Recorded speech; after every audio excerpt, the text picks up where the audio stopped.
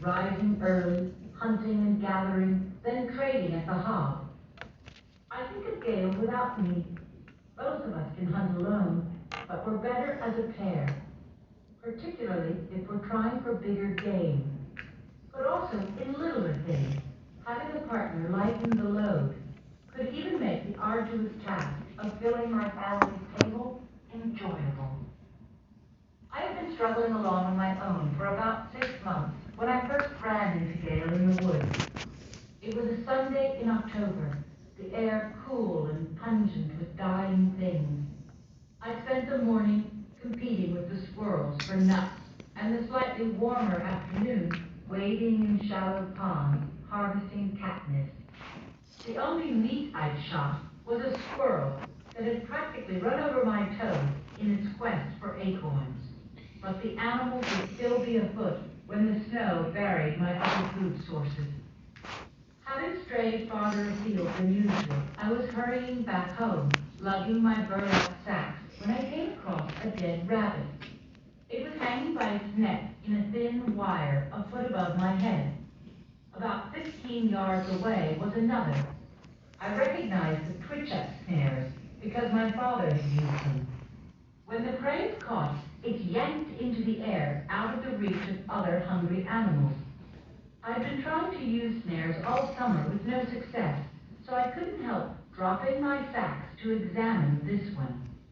My fingers were just on the wire above one of the rabbits when a voice rang out.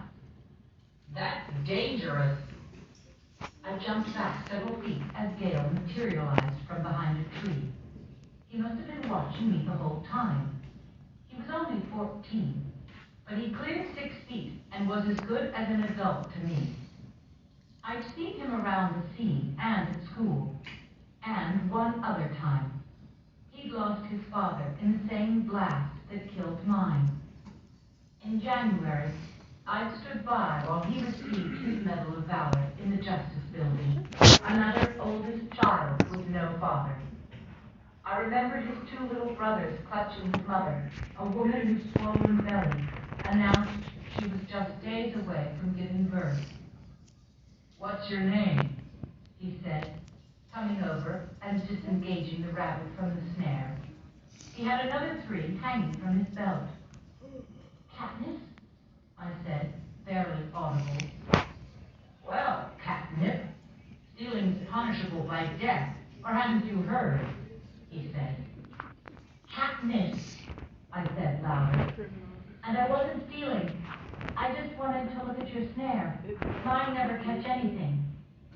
He scowled at me, not convinced. "So where'd you get the squirrel?" "I shot it." I pulled my bow off my shoulder.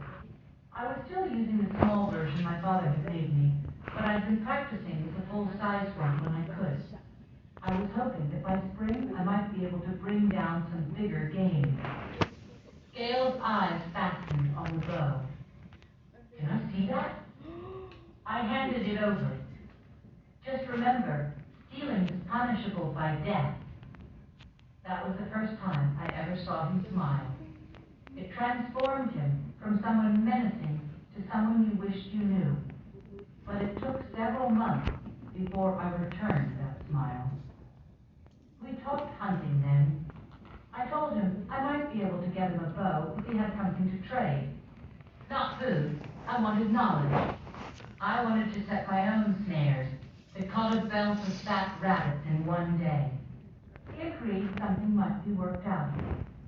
As the seasons went by, we grudgingly began to share our knowledge, our weapons, our secret places that were thick with wild plums or turkeys.